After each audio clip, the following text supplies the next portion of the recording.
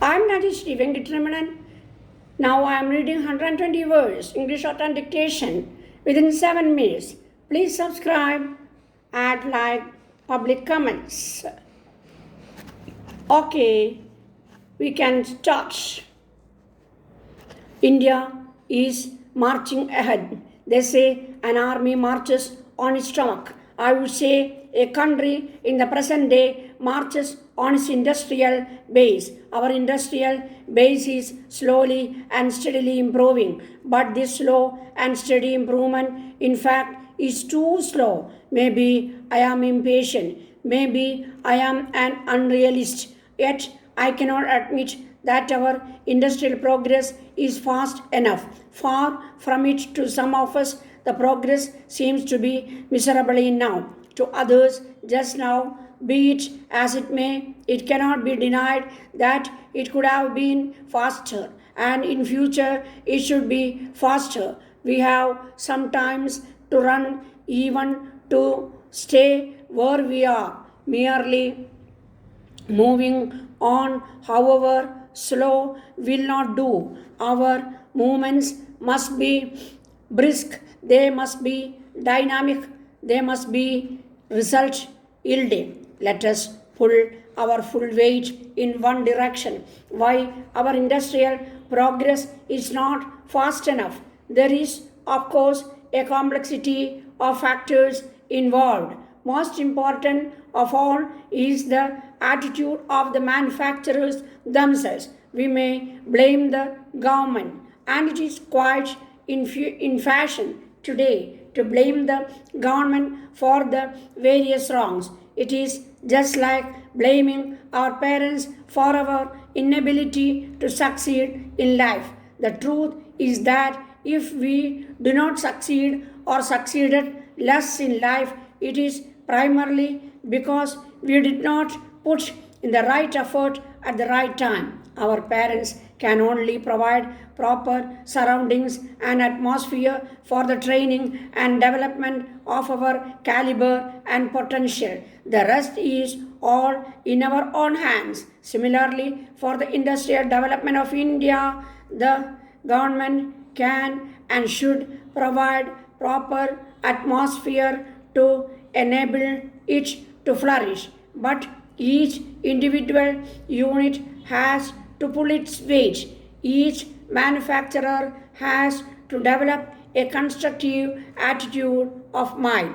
Each unit must analyze its own problems and adopt better methods and positive means to solve these problems purposefully and profitably. This calls for ingenuity, determination, objectivity. We in India are all very keen to develop our economy, and rightly so. We all make strong pleas for industrial development, higher productivity, better wages for workers, and all that goes with it. But one thing which is really vital for our success, we deliberately turn a blind eye to. It is consumer orientation in our product.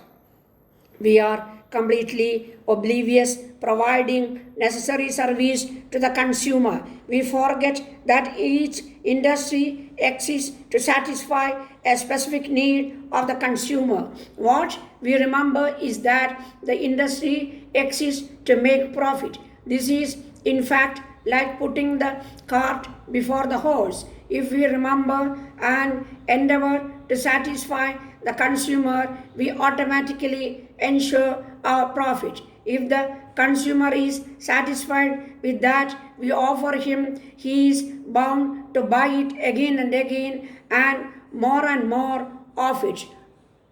This is bound to yield increased turnover, economics of scale, reduce overheads, and ultimately better profitability. Thus, it is the consumer satisfaction which is the real determinant for greater industrial progress. But the consumer today is more honored is misleading him than in providing him real service and satisfaction. This is the irony of the situation. we produce what we like to or can produce.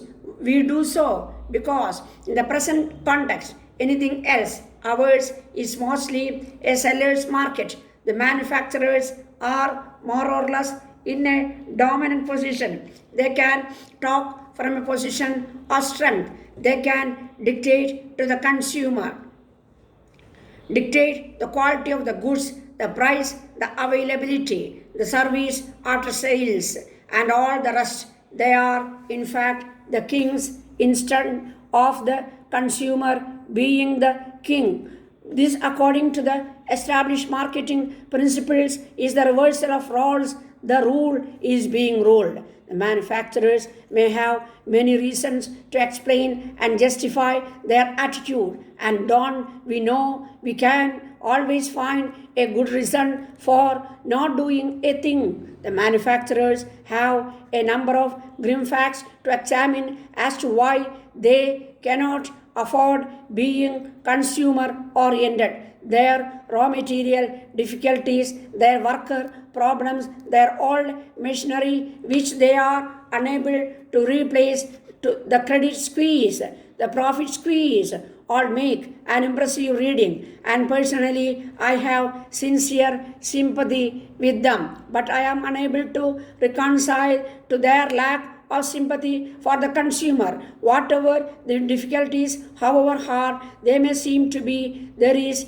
never any justification for not providing maximum service to the consumer. There is no excuse whatever for relaxing quality control standards either in purchasing raw material or in releasing finished goods for sale. There is no justification at all for not improving the service or satisfaction to the consumer through one's products whenever one can.